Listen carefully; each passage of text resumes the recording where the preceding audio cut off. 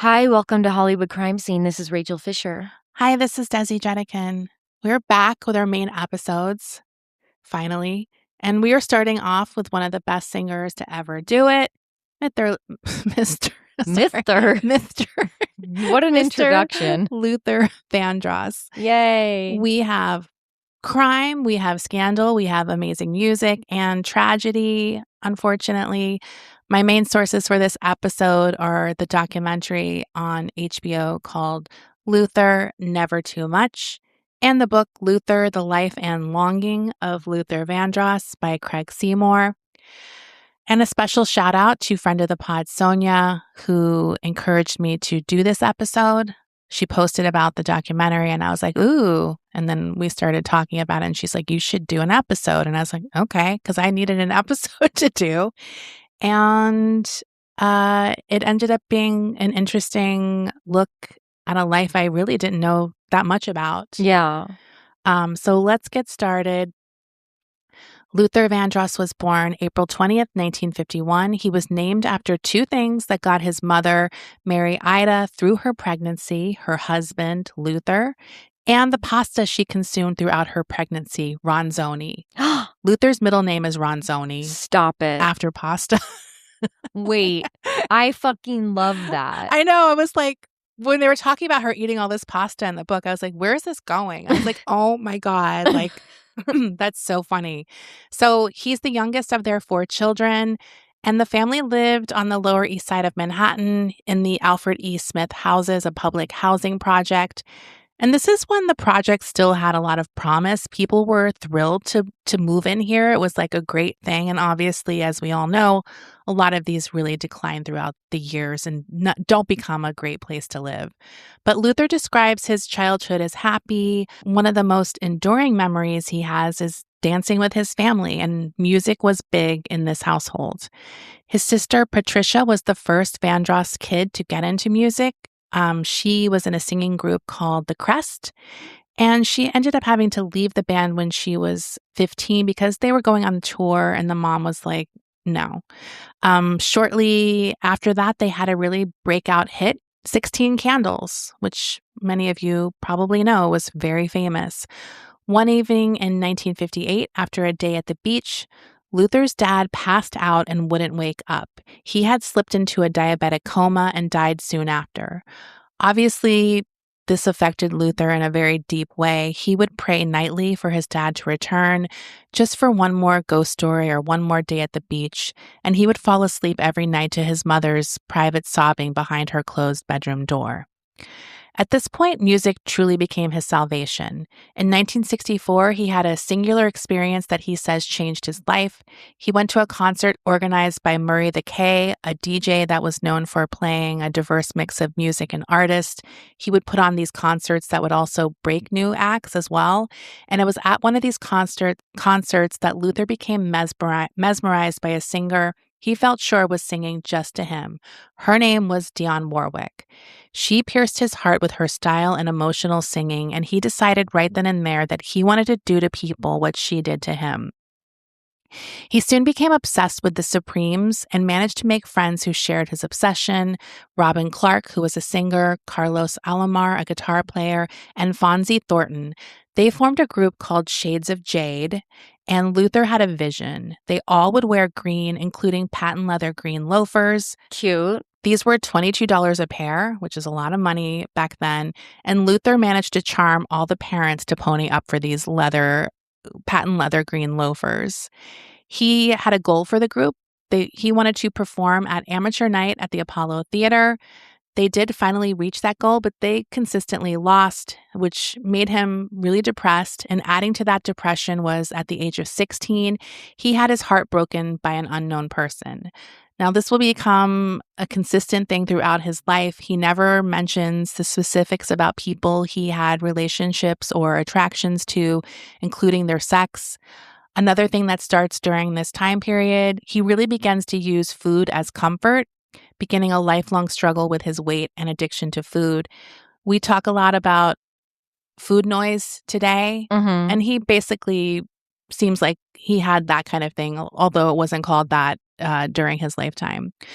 With this first weight gain, came bullying. The Yeah. bullying started for him in high school. So he turns to music more than ever. Despite having failed at Apollo's amateur night, the group was selected to join Apollo's youth performing group, Listen My Brother. Now, this was a group meant to uplift urban youth. They had a very big civil rights angle to them and their music. It was led by a man named Peter Long. When his wife, an actress named Loretta Long, got a gig on an experimental public television show aimed at inner city kids, she brought the group in to sing educational songs that were a little more hip. This show was called Sesame Street. So Luther, there's a lot of clips in this documentary of young Luther on Sesame Street singing like the alphabet song, but it's like C-D-E. Like it's those funky Sesame Street versions. And he's like on the stoop. The actress I mentioned, Loretta, she played Susan, who was married to Gordon on the show. Iconic couple. Like OG Sesame Street characters. Yeah. And these clips are amazing. Even though the documentary doesn't go too deep, I do recommend it because there's so many amazing clips of his earlier years on it. Yeah. These Sesame Street clips in particular are really great. It's around this time that Luther has a new musical obsession, Patti LaBelle and the Bluebells, which include Cindy Birdsong and Nona Hendrix. He starts their fan club and becomes the president of Patti LaBelle's fan club. He makes all his friends join. Although 1969 starts off great, Luther's insecurities began to crop up. Peter Long, the head of this group, never really gives him any praise. He never tells Luther that he can sing, and this really hurt Luther. He really needed this praise at this time, and he wasn't getting it from this guy. Even worse for Luther, Diana Ross leaves the Supremes at this time, and this actually devastates him so much that his grades drop from B pluses to C minuses. Oh my God. He's like a Supremes obsessive. Right. That being said, he still gets into college. He ends up going to some college in Michigan. He's so lonely, and without his musical friends, he turns to food, gaining 65 pounds that year. College life did not last long, and to no one's surprise, he was back in New York City after his freshman year ended. When he told his mom he was dropping out to pursue music, she said sure. She knew what Luther didn't. His father was actually a brilliant singer who never pursued it, so Luther was following in footsteps he didn't even know existed at that time. Although she was thrilled for her son to return, when she saw him upon his return, this began her concern about his weight because it was shocking to her how much he had gained in such a short time. Luther worked odd jobs when he returned to New York, but his music career was going nowhere. He finally got a break when a man he met named Ken Harper, who was an aspiring Broadway producer, wanted to turn The Wizard of Oz into a funky urban fairy tale. He sold him 3 songs, including Everybody Rejoice, but wasn't confident that anyone would finance an all-black Wizard of Oz. Now, around this time, he began hanging out with a producer named Tony Sylvester, who was of The Main Ingredient. And Tony thought he had talent as a producer, but his weight had made him incredibly self-conscious, and he would often just sit in a corner during recording sessions and was too shy to say anything. It was only when Sylvester came back in one time and Luther thought he was alone, he caught him singing and playing piano, and he was shocked.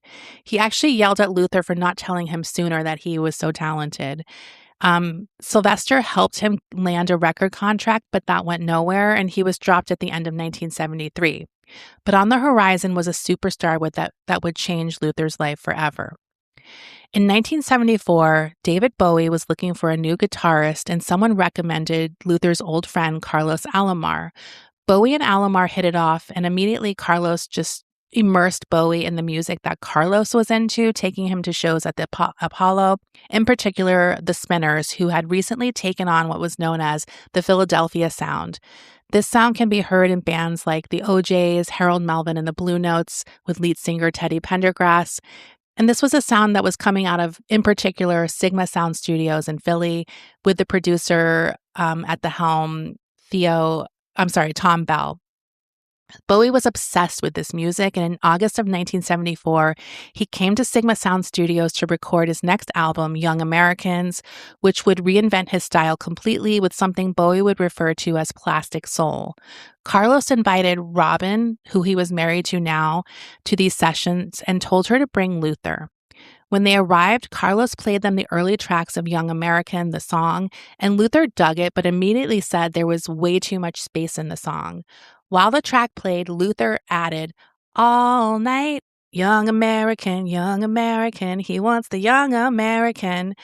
Unbeknownst to Luther, David was in the control room drawing quietly and heard it all. He said, "I love that. Who are you?" And that's how those parts got in the song. That's Luther. He's on this song singing those. That's incredible. And created those iconic parts of the song. He made that song what it is. So almost on the spot, Bowie hires Luther to help with background arrangements on all songs on the album that he's recording at Sigma. He even wanted to use one of Luther's songs called Funky Music is a Part of Me. He made a bunch of changes, rewrote the lyrics, and retitled it Fascination. And it's on the album with Luther getting a co-writer credit. Amazing. Luther's in heaven. Not only is he making money, but it's the first time he had anyone giving him so much encouragement, much less of Bowie's stature. And he was constantly telling Luther to stick with it, that he had what it takes to make it. By the fall of 74, he was in a sellout stadium as a backup singer for David Bowie. He also got his other friends hired as well, Anthony, Diane, and Robin. When Luther seemed to find comfort in the shadows, Bowie pushed him to go out and sing solo before he went on as his opening act. It didn't go well. That's pretty common. People don't want to see the opening acts. Well, yeah. I mean, Luther, like he was sensitive. Like Luther didn't do well. Well, the audience was like, Bowie, bring out Bowie. And right. They weren't like appreciative. And Luther was like, just fucking give me cyanide. Like, don't make me go out there again if you want to kill me. Like, it's faster. Do it with poison. Like, right. He did not want to do it. And Bowie was like, get over it. And he's like, that's how I got started. When he was performing as David Jones before he became David Bowie, he would go out and people would boo him, throw things at him too. And he's like, it helped me. Yeah.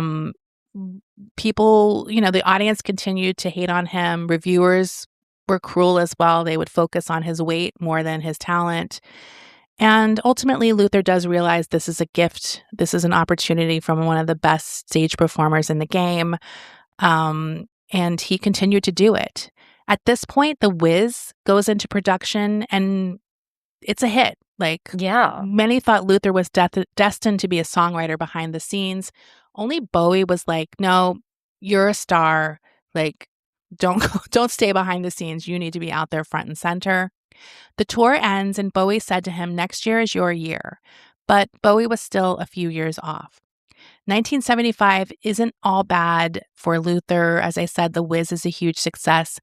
And Luther begins working with another unique artist, Bette Midler. Now, she had risen to fame playing in the bathhouses of New York City, and she saw him on Bowie's tour and was intrigued by his talent. She invites him to her rehearsal space. She's putting on like a one-woman Broadway show, so she's kind of also leveling up from these bathhouse performances to something more like big deal. Yeah. And it's a wild crowd, as you can imagine. Mm-hmm. She is surrounded by a lot of gay people, wild people, drug users. Luther is square. So this is a fun crowd. It's a fun crowd, but not Luther's crowd. Yeah. He's not judgmental. It's just not who he is, right? Yeah. He doesn't do drugs. He doesn't drink, really. He just, not a food is guy. his thing. So he meets her, and she at some point, like, because she's much shorter than him, she like bends over. She's like nipple up to his nipple, and she bites his nipple. What? Wait, Bette Midler bit his nipple? Why did she do that? I think because she's like in this crowd of people where they're all sexual with each other and like whatever. I mean, it's inappropriate. That's really... And he's outraged. I mean... And he like yells at her. He's like, I don't need the gig that bad. Like, that's not for me. And did she do it when they were like performing on stage? No, it was like in this. He was meeting her for the first time. Okay, that is so inappropriate. And she's like, "Oh, it's a mama's boy," and like she's amused by it and everyone's kind of amused by it. And she respects him standing up to her and he agrees to work for her. He's hired on the spot. So he doesn't really become close to Bet. She seems kind of like a nightmare at this point. And I think that's kind of well known about her at this point. He does become close, though, to the show's writer, Bruce Valanche. Now, Bruce says that he really bonded with Luther over being overweight and growing up a fat kid. And according to Bruce, who is gay, he believed that Luther also connected to him because Luther, in Bruce's opinion, was a non-practicing and deeply closeted gay man who chose to focus on his career rather than romantic or sexual life.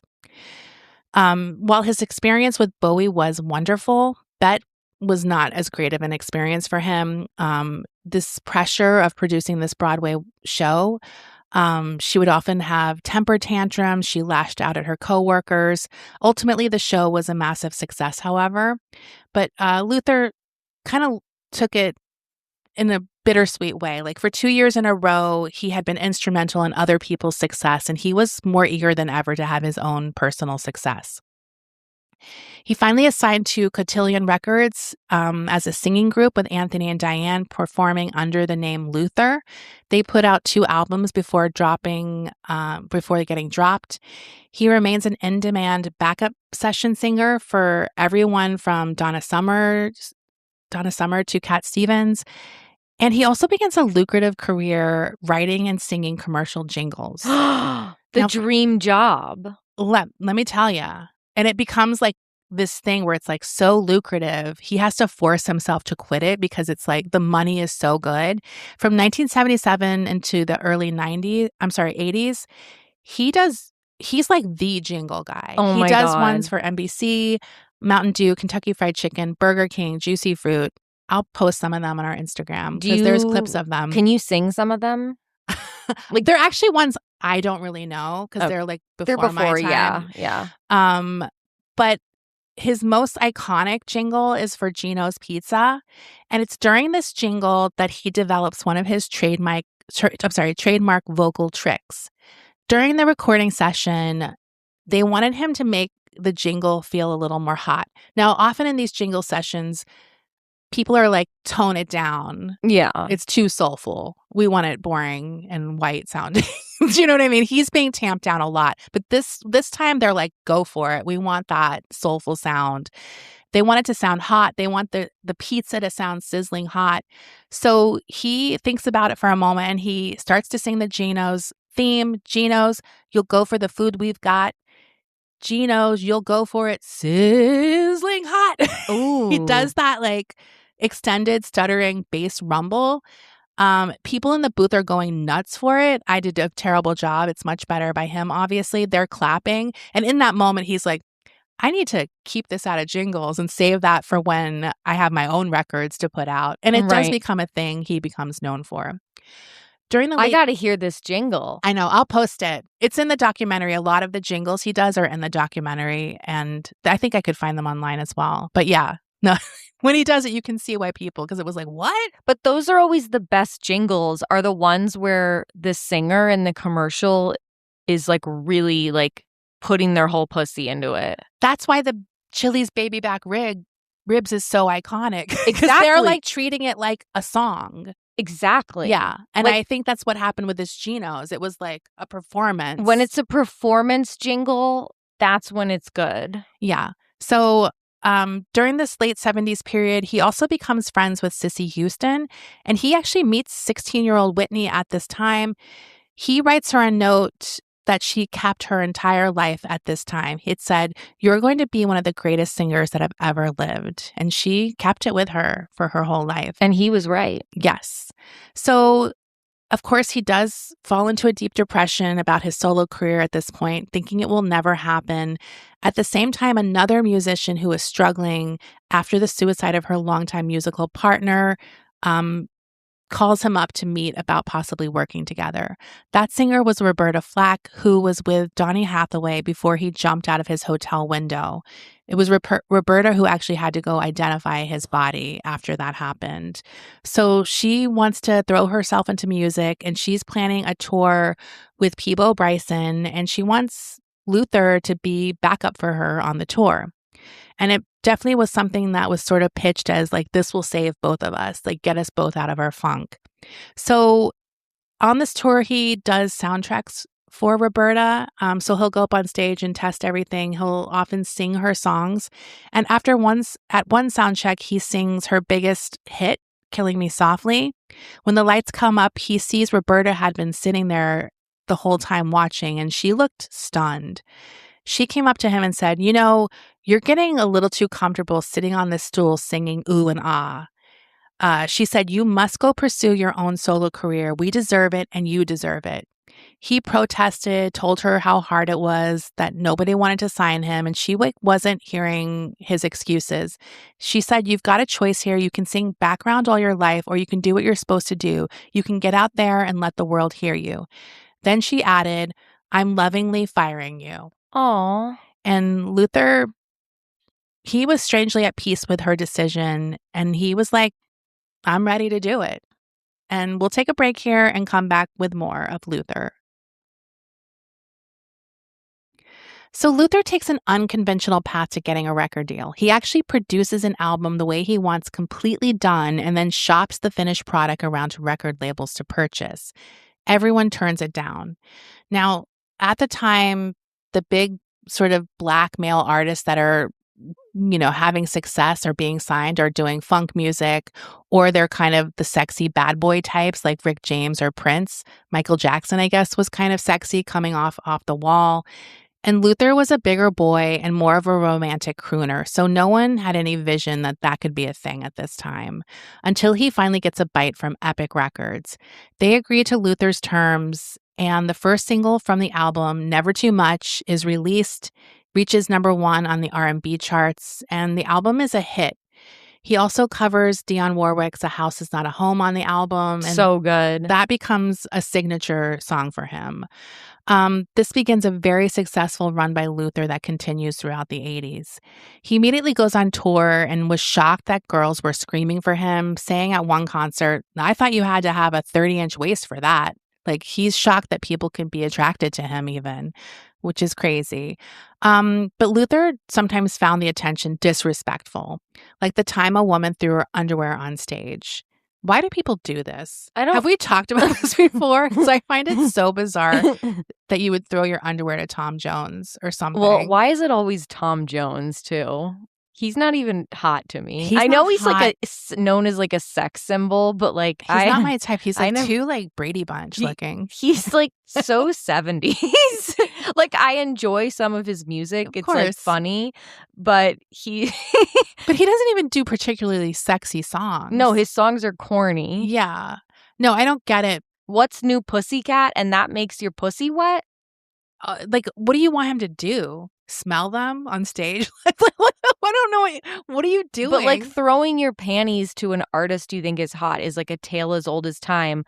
I'm wondering, is it a fresh pair you brought with you? Or one you're wearing? Or the one you're wearing? Because that's kinky. Taking off your panties and throwing it to him. Now, it's so weird. At like boy band concerts, girls do throw like stuffed animals and stuff. And like other like letters and like things. It's almost like underwear is for like grown women. Underwear is for grown women. I mean, you hope. Yeah. Yes. I don't want any 14-year-olds throwing them to Donnie Wahlberg or something. I mean, I don't know. But yeah, underwear and bras too. Yeah. It's so weird. I've never thrown anything on a stage before. Well, Luther picked them up and said he did not find that complimentary. And then he asked her to come and get her drawers. That's gotta hurt. That's gotta hurt. Honestly, that is like the worst case scenario. Can you? Because I would not be coming forward. No. Ma'am. And no one better point to me. Can you please? Who wears Who wears a size medium in the Hanes? Yeah, and calling them drawers too. Yeah, it's that's just like not sexy. sexy. So at the age of 30, working 10 plus years in the business, he was now considered an overnight success. He's 30. Yeah, he's only 30 at this point. I mean, he's done a lot. He's done a lot. But to be coming out at age 30 as a solo star. Yeah. That's cool. Yeah, that's cool. So with that came something he was unfamiliar dealing with, which was the press. And of course, the press always wanted to talk to him about his weight. This is the constant in his life, his romantic life. And he got very good at deflecting with humor and just oftentimes saying none of your business. In that year, he was nominated for Best New Artist, but he lost to Sheena Easton. At the Grammys? Yeah. Yeah. She won. That was when Morning Train came out, and it was huge. Yeah. Could not stop that train. Honestly, I think Luther's better. I mean, yeah. He stood the test of time. Morning Train's certainly. Kind of annoying. I mean, I liked when Sheena started working with Prince. Yes. Then she had some good ones. I like Sugar Walls. Sugar Walls and like You've Got the Look. Yeah, like that's a little better, but Morning Train's a little corny. So Luther said after his loss, he went grocery shopping and emptied the store out. He was depressed. He began producing albums for stars who needed an updated sound like Cheryl Lynn, Aretha Franklin, and even helped Teddy Pendergrass get back in the studio after the car accident that paralyzed him from the chest down. Perhaps his biggest highlight was producing an album for his idol, Dionne Warwick. Her previous attempt to revive her career was consulting with a psychic who told her to add an E to her last name for vibratory reasons. And we all know what happened in the 80s and 90s. When did she become a psychic? Dionne? Yeah. I don't think she was a psychic, but she was promoted Psychic Friends Network. That's what right? It was. She was like the Psychic Friends hotline. So she was into that for a while. She was consulting psychics since the 70s, I guess. Okay. So she changes her last name to Warwick with an E at the end. But that led to bad vibes. Shortly after changing her name, she got divorced. Her father died and her mother suffered a stroke. So she dropped the unlucky E. But unfortunately, this album with Luther flopped. And then Luther felt even more pressure from that, and his unrelenting work schedule led to even more weight gains. He became grumpy from his dieting, and this grumpiness led to a fight with Aretha Franklin as they worked on a new album together. When she refused to sing a line his way, he said to her, "I'm the producer." And she replied, "I'm the Queen of Soul." Ooh. To which he said, "Well, I'm the person who produced your first gold record in years." She put her fur on. We know Aretha loved her furs. She put her fur on and walked out of the studio. And she's like, this relationship is over. I'm not working with this guy ever again. I don't want to ever fucking see him again. Oh, my God. Now, Clive Davis intervenes at this point, and he gets both of them to agree to apologize to each other. But in her later years, in her autobiography, Aretha says that Luther's apology seemed half-hearted. she still was holding a grudge about it. And you know what? I didn't believe it. And you know what? It probably was half-hearted. So eventually Aretha sues Arista for breach of contracts. And one of her main points in this lawsuit is that they paid Luther too much to produce these albums, and she never agreed to pay him that much. Oh. Now, I think they eventually settled this and everything like that, but Luther did bring her back into the mainstream with that first album they did together. What year is this? Or what? This is like 82, maybe. Is this Freeway of Love era? No. That's later 80s. That's a little later 80s. Yeah. It's not Freeway to Love. I think the big hit they had was like Jump to It or something. Luther continues putting out music and really begins focusing on his stage show at this point, inspired by Bette Midler's theatrical elements. He even hires Bruce Valanche to write material for him. I'm sorry, this Bruce Valanche connection is like so wild to me. He's really connected to some like very like 80s people like during this period. I saw him show up in my Next Door network. Really? Yeah. Yeah, I think I'm obsessed with him. I know, I am too. I'm kind of like, is he a good episode? Because I feel like it's juicy. I think he would come on the show. Let's get him. Should I DM? Yeah, use Nextdoor as a social network. A total cool move. But I gasped when I saw him. I'd gasp. So he's writing material for Luther's show now. And at this time, Bruce is now one of the most in-demand comedy writers in the biz. Like at some point he starts writing for the Oscars, and he does that for ever. Yeah. He's working for everyone from Bette Midler to Donny Osmond, who famously said he looked like a Muppet when they first met, to which Valanche responded, "That's funny because just 10 minutes ago, Jim Henson had his fist up my ass."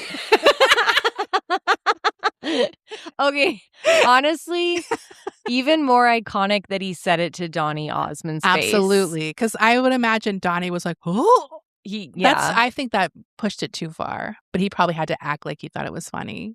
I love that he said it to Donny Osmond. On the spot too, great comeback. Now, after Eddie Murphy called Luther a big-hearted, fried chicken eating motherfucker in one of his stand-up shows, Bruce came up with a bit where Luther would walk out on stage with a giant KFC bucket, which brought the house down. So Luther is definitely using comedy and jokes to hide his pain, as a lot of people do that. So they become very close, and it was during this time that Luther confessed to Bruce, that he was in the life. Now, this is an old term. I think it dates back to the Harlem Renaissance. Basically, it means you're secretly gay. When people really, truly could not come out, that was the term they would use. Bruce got the impression that he had limited experience sexually and romantically, and that was compounded now by the fact that he was so famous. He really felt like he could not go for a relationship. It seemed impossible that he could find someone and also keep his secret. In early July of 1985, he had a 5-night stay at the Los Angeles Amphitheater. He invited a special guest to one of these shows, a 14-year-old singer he saw on Star Search. This kid's name was Jimmy Savallini, and after talking after this show, he agreed to produce this kid's record. At this point in his life, Luther had become incredibly close to his longtime fave, Patti LaBelle. When he performed at her Thanksgiving TV special, audiences were shocked by his dramatic weight loss. He had lost over 125 pounds. Wow.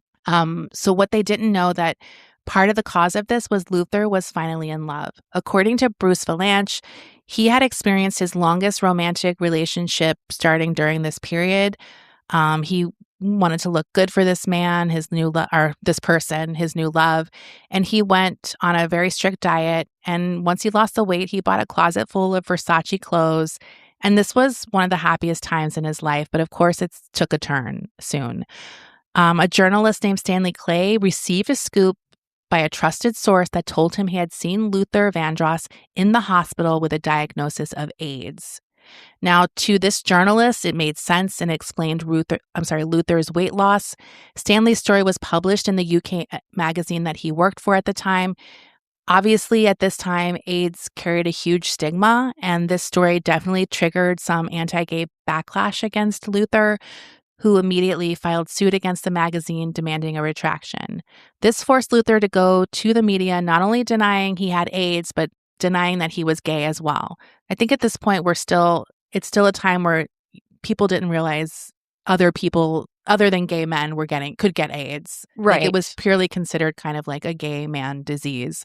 So this was the start of rumors about Luther's love life really kind of going next level. It became a constant source of agitation for him. Were people naming names of people that they were saying were linked to him, or just No. we saw him with someone? No, not at this point, because he didn't see people.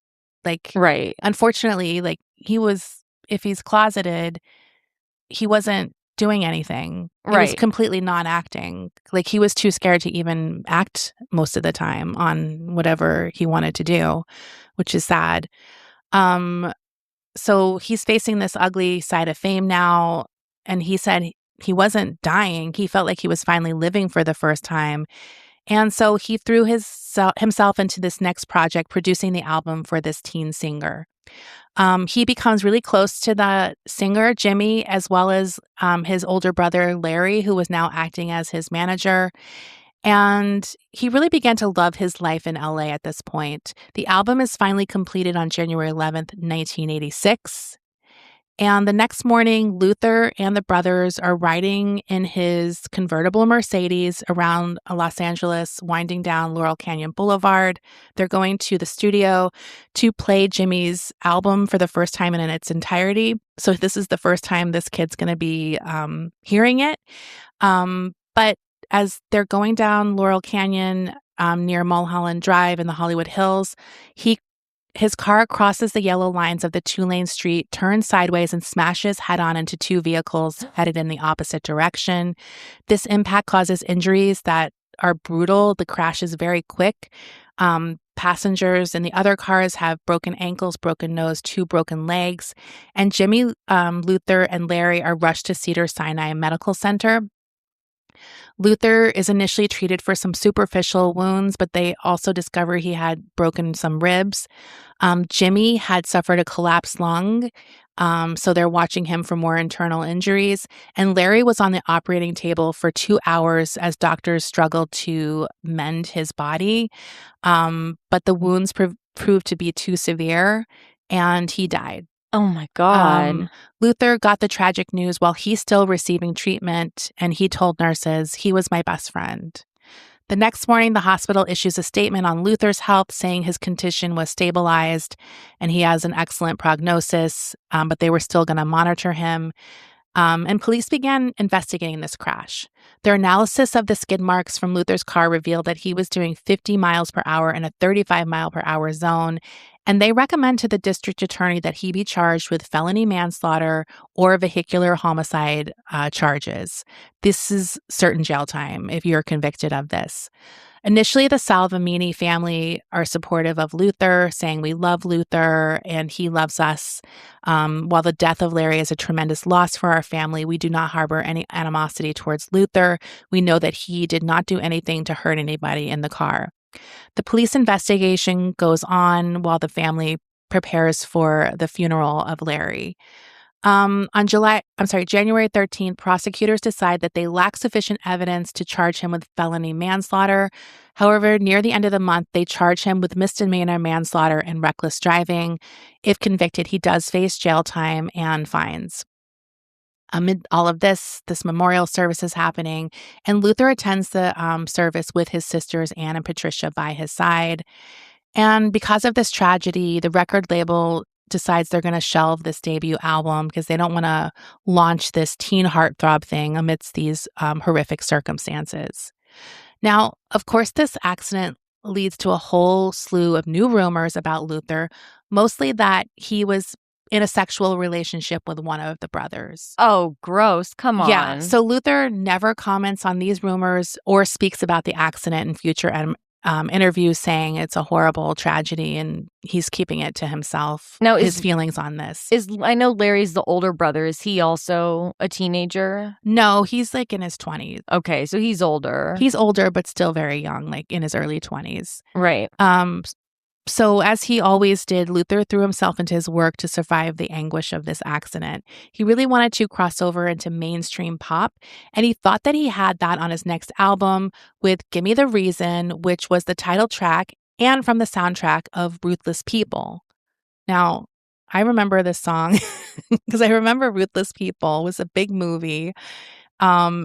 And I watch the video style. And this is one of my favorite video styles in the days where these soundtrack songs would come out and the music artist from the soundtrack is interacting with clips from the movie. Yes. Or just sitting there watching the movie on like a TV. What happened to that? We used to do that. What I was like, this is my favorite thing. And this one does it more than any other video I've ever seen because it's like Danny DeVito and Luther's just like leaning in during the conversation. It's like so funny. He's like reacting to shit. Or it's like Bobby Brown in the in the On Our Own video. Could they kind of superimpose him like he's on the buildings and there's like Ghostbusters stuff happening? Yeah. I mean, Kiss by a Rose from Seal. It's so fucking funny. We used to play clips from movies. No, I was laughing so hard watching the video because it was just like such a throwback video. But he's really interacting in this video. Oh, yeah, because there are other ones where they're just kind of leaning down, looking at the movie or watching the movie, which is stupider. So it was very funny. And because this is a comedy movie, it made it extra funny because he's reacting to ridiculous things. It's not like a serious movie like Against All Odds or something. Yeah. Because I think in that video too, the Phil Collins song, they play a lot of the clips of the movie and like, I don't know, it was very funny. So this album features a dedication to Larry, who Luther calls a friend for life. The cover features a really slim Luther. In fact, he's feeling himself so much at this point. He actually puts several pics of him in the insert. And Luther, he had a strict policy, chest up photos in the past. But this time he's doing full body shots. And now he's a little stressed, though, because he can no longer use his weight for why he isn't crossing over. Unfortunately, this album didn't get him there either. Now, despite all the trauma and disappointments of the year, Luther remained committed to keeping his weight loss in check. He had typically had trauma or horrible events take him out of that focus. But he talks about it on stage a lot, that even though he is keeping to his health plan, he still is longing for food. And then he talks about replacing his addiction for food with shopping. So he's a big shopper at this point. As if he didn't face enough blows that year, the jury selection begins in his vehicular manslaughter case. And it was kind of a humiliating reminder of his lack of crossover appeal. The judge describes him as an entertainer of some fame. One juror said to the court, "I don't even know what type of singing this gentleman does." And according to a reporter in the courtroom, not one of the 40 prospective, mostly white jurors had ever heard of him. So he has to like sit here and hear all of this kind of stuff too, which triggers him and his insecurities about not crossing over. Right. The case never proceeds to trial. On December 9th, he pleads no contest to reckless driving. He's placed on probation for 12 months, and he is ordered to stage a concert to create a benefit for a scholarship in the kid Jimmy's name. Larry's name. Wait, the judge made him do a benefit and you're going to put on a concert. I know. I was like, is that legal? Like, I didn't even know the judge could go there. God damn it. He's like, I started listening to your music after I didn't know who you were, and I changed my mind. And as I mentioned, although the Salvemini family was initially supportive of Vandross, they do file a wrongful death suit against him eventually, which is settled out of court. They are paid about $700,000. So Luther does have some success on the horizon. He has 3 sold-out shows at Madison Square Garden in the summer of '87, but he's incredibly volatile on these dates. His mood swings are really mysterious since he is so private. No one knew what the hell was going on with him at any time, and they would seem to kind of come out of nowhere. His band was over his shit by the end of the third show. He always did like as typical in a concert where they kind of introduce the band and give them their props, and he didn't even do that the third show, and they were kind of like, what the fuck? Then the unthinkable happened. After that third show, his drummer, Yogi Horton, went home and jumped out of the window of his hotel room. Now, Yogi did suffer from bipolar disorder, but Luther was devastated and felt guilty that the way he acted led to this tragedy. And he sunk into another deep depression. He basically didn't leave the house for like maybe almost a year. Wow. Part of that was because over that year, he gained 120 pounds and he didn't want anyone to know. So he didn't want to leave the house. And yeah, I mean, over his lifetime, I think that in the book they said he lost like massive amounts of weights and gained them back 14 times. So these are 100-pound weight loss and weight gains over 14 times throughout this period. So during this period, he also famously ate a hamburger between two glazed donuts. Oh, yeah. I know this story. This gets brought up by Katie Couric in an interview at some point. Now, this is like innovative because this becomes a thing at state fairs. Well, and I mean, was like a pioneer. Yeah, and the interview is funny because she's like, "That's disgusting." And he's like, "Honestly, it wasn't disgusting at all. Like, it was good." So, yeah, he is innovative. So I can respect that. And that became fucking like now you go to those state fairs, every sandwich is on a glazed donut. It's like popular. So he also begins to have more health issues, though. His blood pressure becomes dangerously high, and he has constant headaches. He has another massive success with his next song and album, Any Love, which is Grammy nominated, but once again, he comes home empty-handed. He then does his first interview with a mega fan, Oprah Winfrey. Their main topic is obviously dieting and the stigma of being overweight. Oprah also famously goes back and forth. The audience also, of course, asks questions about his love life, and he does admit to being obsessed with finding love, but so far unsuccessful. What he did find was his next smash hit, which was ironically a song that would become the wedding song, Here and Now. Oprah actually asked him to sing it at her wedding if she ever got married. And this is his first true crossover hit. It reaches the top 10 on the pop charts, giving him that crossover success. Sinbad, the comedian who often opens for Luther on tour, at some point is like, I've never seen so many white people come out for Luther. Like, this brings in the white audience for him, like it never has before. This crossover success, of course, puts pressure on Luther again to lose weight, and he sends Oprah a message saying they need to end this struggle once and for all. Because they've kind of become weight loss buds now. And Luther and Oprah go on the liquid diet, the famous liquid diet that Oprah went on. Mm-hmm. He goes on that as well after. He's like, I'm going to start after Thanksgiving. Look, relatable. It's so relatable. He's like, he ate a lot. He had his final meal, and then he started the day after Thanksgiving. So he does lose over 100 pounds. But as he later admitted, he fixed what he was eating, but not why he was eating so much. So the weight did begin to creep back once he started incorporating solid food in his diet. He was going to go on tour, which added another humiliation for him because once again, he had to show the world he had failed to keep the weight off. Like, this struggle is just so devastating to me. Like, imagine doing this all on the world stage. Right. Like, it's just so awful. He said the thing that's awful about this is that the drug addict, the cokehead, the alcoholic, cigarette smoker, whatever, you can wash your hair, use Visine, get your earwax out, use Crest, Scope, cologne, put your tux on, and you can enter the room undetected. This, he said, gesturing to his stomach, you can see the minute you walk through the door, the minute you get out of the car, and that's what really sucks about it. But he finally won his Grammy for Here and Now, Best R&B Vocal, and he continued the crossover success with The Power of Love, Love Power, cracking the top 5 on the pop chart, beat only by Rush Rush, Unbelievable, and I Want to Sex You Up.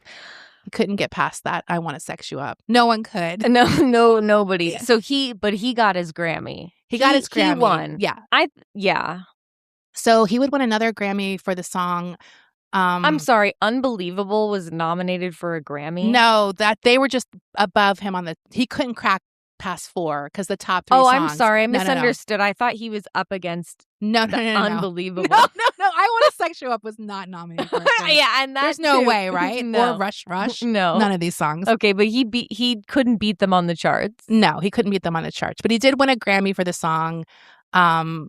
And by that time, he had lost another 100 pounds, thanking his diet doctor on stage while accepting. When his next album flops, he gains the weight back and begins a tumultuous tour with En Vogue. So they're trying to hook him up with En Vogue to hip up his audience because they're like the hot new girl group. Right. He says that he suffers another breakup he's vague about, and that's also adding to some stress and depression. During the first few days of his tour, his sister Patricia dies at the age of 50 due to complications of diabetes. And this is a year after his brother Charles died from diabetes complications as well. So Luther didn't miss a show, though. He just quietly slipped off to Patricia's funeral and then was back on stage. His tour really suffered, though, from his emotional state. And Luther would say later that while Aretha sings better when she's in pain, that wasn't him. And he was definitely suffering. The stress and trauma wore on him, as did concerns about his own health. He didn't want to have an early death like his dad and siblings. And he had diabetes as well at this point. Critiques of the tour came out, many focusing on Luther's weight gain, of course. But everyone really were coming at En Vogue, who they seemed very unprofessional. This led to more conflict with Luther, who they started calling Lucifer. Wait, the press called En Vogue unprofessional? Yeah. Why? I guess they weren't doing great. Maybe they had not toured before, but they weren't nailing it at the time. His final straw was when they said that they didn't want to sing with a live band. They wanted to sing to pre-tape backing tapes. And he was like, that's an affront to me as an artist. Like, he was like, no, like, we have live musicians, etc. The tour was really toxic. And it ended with Luther calling Miami police on the group to demand that they be charged with trespassing because one member had come over to his side of the backstage area. En Vogue leaves the tour shortly after this, saying it was due to the member Cindy's pregnancy, but they later described Luther as an unhappy person. And in 1994, Vibe magazine article featuring En Vogue on the cover, this set Luther off even more. So the title of the article or on the magazine was En Vogue delivers the Funky Four, soon to be five, talk about fame, fashion, and the biggest diva of all, Luther Vandross. Oh my God. So inside they commiserate about their time touring with him, calling him nasty, saying it was so intense. But as a Christian, I had to try to understand we're all people. We have our own lives and things have affected us and our weaknesses. Luther called them spoiled, non-truth-telling contract breakers. And he said that the whole experience made him appreciate Anita Baker more. He had a very tumultuous tour with Anita Baker before this as well. Oh, no. They were fighting back and forth. They were both kind of divas on this tour, I have to say. Anita. And they both gave what they got. Yeah. And he said she's above taking the tabloid route that En Vogue did because Anita is a real woman, a genuine diva. He then went to Tommy Mottola to get him his first number one. He's like, get me that number one, Tommy Mottola. And Tommy was like, okay, you have to do everything I say and listen to me and you'll get it. He decided that Luther should do an album of covers. Tommy's wife at the time, Mariah Carey, helped select songs and suggested a duet with Luther on Endless Love. This would be the first single off the album, and it came close to getting a number one, but was thwarted by I'll Make Love to You. Oh, wow. That song just would not leave the top spot. No, it was everywhere. But Endless Love, the cover is amazing. Yeah. It's a great cover. Mariah and Luther obviously kill it together. Critics do pan the album, saying it's watered down Luther in order to achieve pop crossover success. It did sell well, but the critical panning made the album seem kind of like it was a flop, but it did get 4 Grammy nods. So it wasn't a flop. And the irony of this all, it's like very funny because I did just watch some Whitney Houston and I've been reading a lot about her lately. It's like she had the opposite problem because she started off as a crossover artist initially and then always was trying to get more into the R&B lane and had trouble until very much later in her career. Right. So they kind of had the opposite trajectories. So at this point, he really begins this slide in his recording career that lasts through the rest of the 90s. He sells his LA home and moves into a Greenwich, Connecticut house that he begins decorating. He said if he wasn't a singer, he'd be an interior designer. And this house is luxe. Like, he has a table made of Lalique crystal. What? Probably the most insane thing he has in this home is one room has walls that are covered with cashmere. Oh, okay. That is crazy. What is that like to clean? That's what I was like, no one can touch anything. No one can touch it. Are you lint rolling? Are you combing it? Do you know, and cashmere pills? I have no idea, but I was like, I want to see this. I need to see it and touch it. So, I mean, his decor, I didn't get it. I was trying to find pictures. Maybe I can do it if I have more time later. But some of his decor choices sound incredible. Okay, because he does have a leopard room. He loved pink, so he had numerous rooms that were floor to ceiling pink. Love Just it. like, I don't know, it sounded like very maximalist for sure. So I want to see it. He had a leopard room? Yeah. I love that. I know. So I definitely want to find some pictures if we can.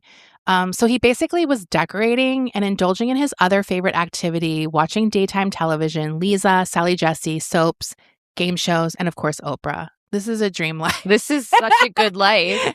So he eventually leaves Sony for Virgin Records, but he continues to flop, which leads him back to emotional eating. Now at this point, he has seen 3 family members die from diabetes complications. And he knows it's not just vanity at this point. He really needs to stay trimmer and healthy in order to live. After eating enough for 6 on another Thanksgiving dinner, the next day, he decides to deal with his health. His blood pressure is higher than it had ever been, and his blood sugar reading was higher than anyone his doctor had ever treated, had seen before. So he started a more realistic diet plan, not like the liquid diet, and the weight does start coming off. Then he suffers another blow when his sister Anne dies of an asthma attack at age 52. Oh my God. So he's now his mother's last remaining child, and their bond grows even closer, and so does his feelings that he has to stay alive. He becomes more committed to improving his health, and he's like, I can't do that to my mom. When he tours, he brings his George Foreman grill with him. Oh my God, this is so 90s. I read his writer for one of these concerts. It was very funny because it was like Mrs. Dash seasoning. Yeah.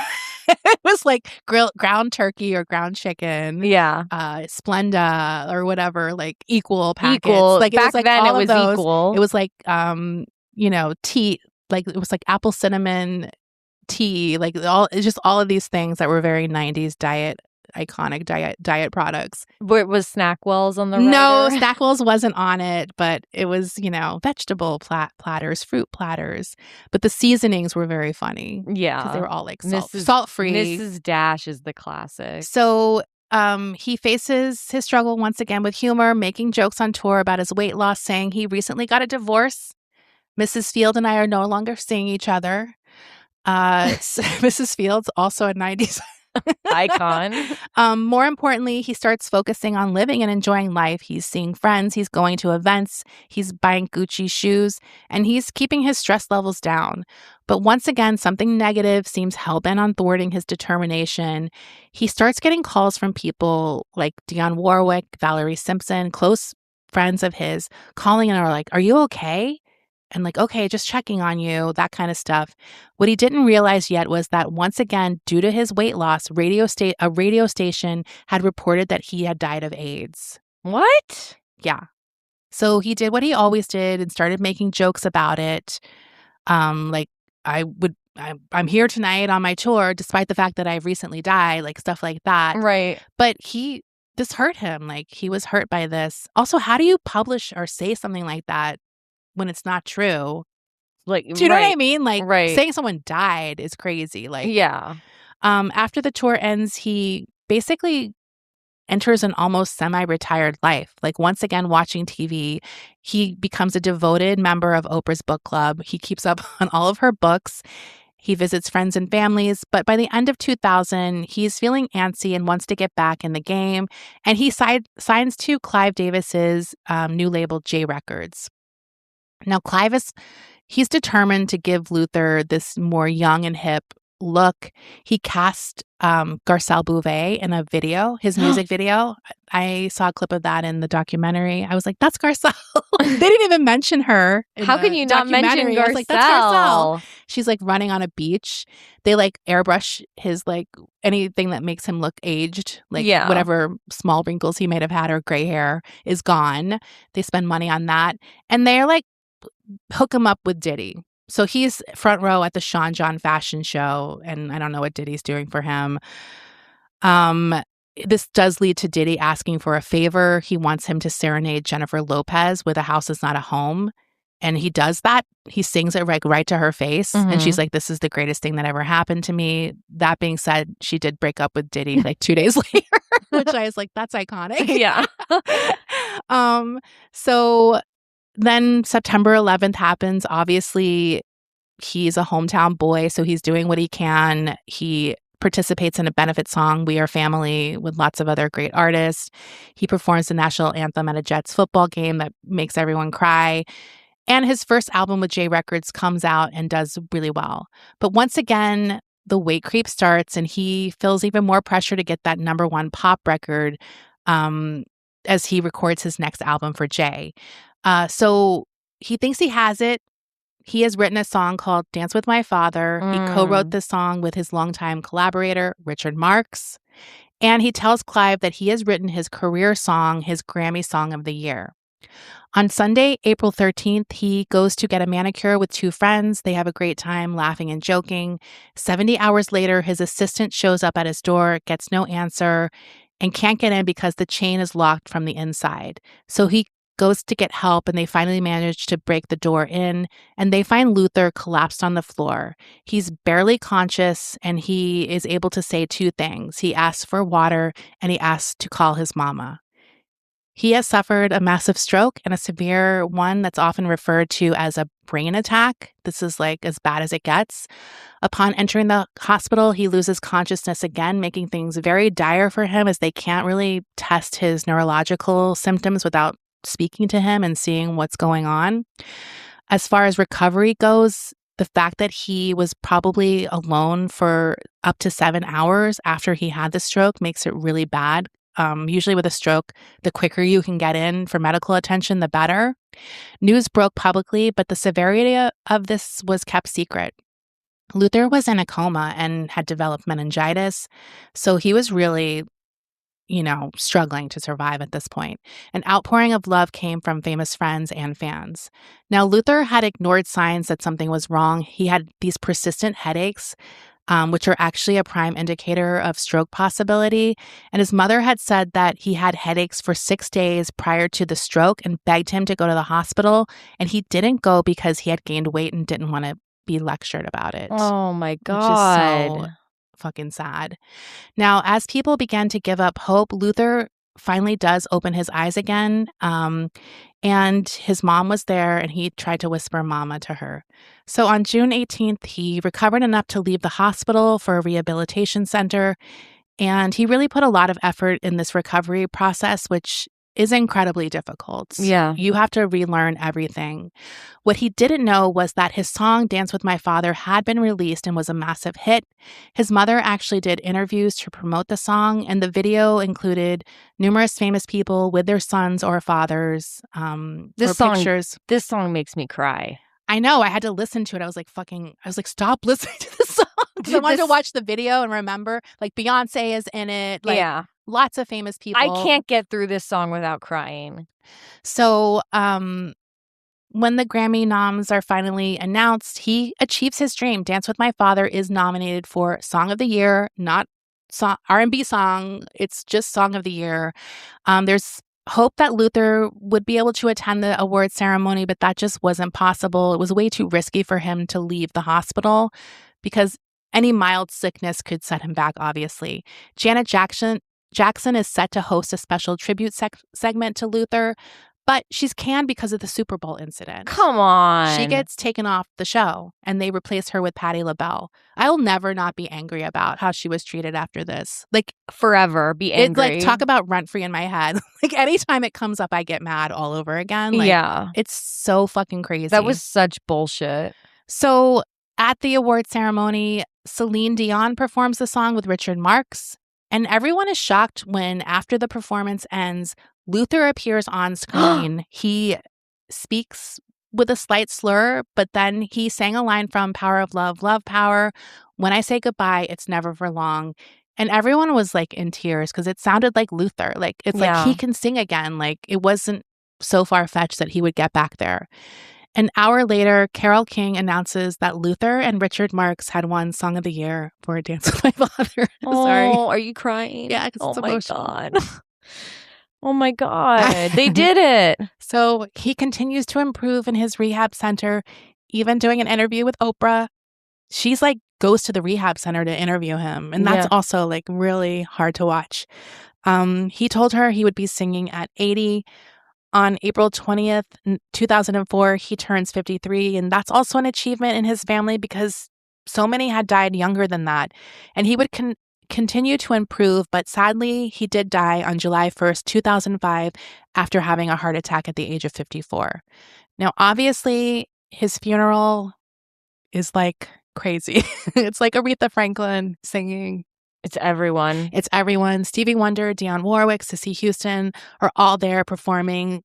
Streets are like, people are like lined up in the streets, like touching the car. So it's crazy. You can see clips of that in the documentary. So he definitely lived long enough to achieve his professional dream, but not his personal dream to find love. Mary Ida, the last remaining member of the family, died in 2008 at the age of 85. Now, I do want to mention a light scandal that came out of the documentary. Patti LaBelle was supposed to appear in the documentary, but her clips were taken out when she refused to sign a release if she didn't get final approval over the cut.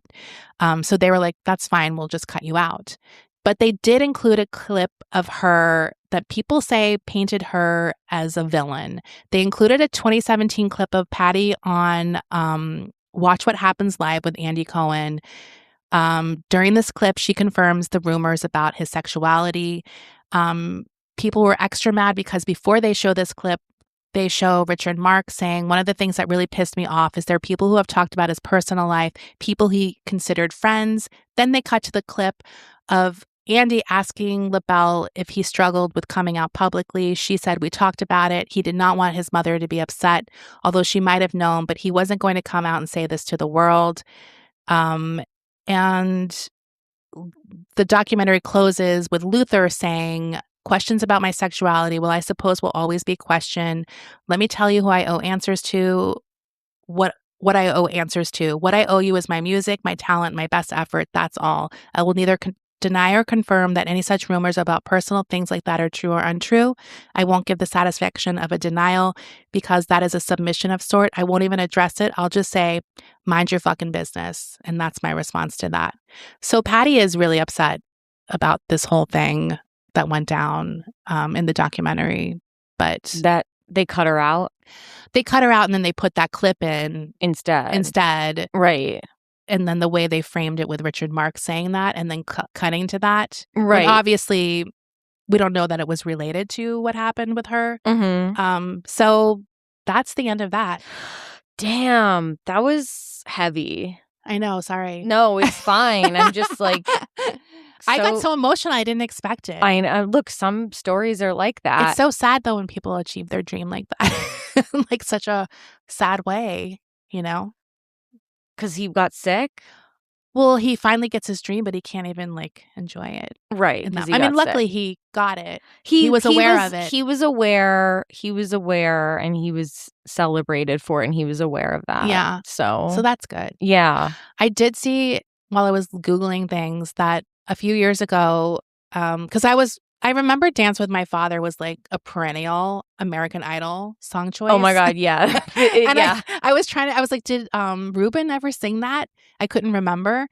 But then I saw that Ruben a few years ago did a complete show of all Luther Vandross songs. What? I know. He went on like tour with that show. Wow. And I was listening to it and I was like, oh, he sounds good. Like he's a good Luther like song singer. Yeah. No, I do remember when Dance with My Father there was like this brief period where like everyone was singing that song. You would always hear it. Yeah. It was huge. Show. Yeah. It was huge. Anyway, we'll post some clips and pictures on our Instagram. And yeah. And we'll be back soon with Pop Culture Rewind. And a mini. Yeah. Okay. Great. Sounds good. Bye. Bye.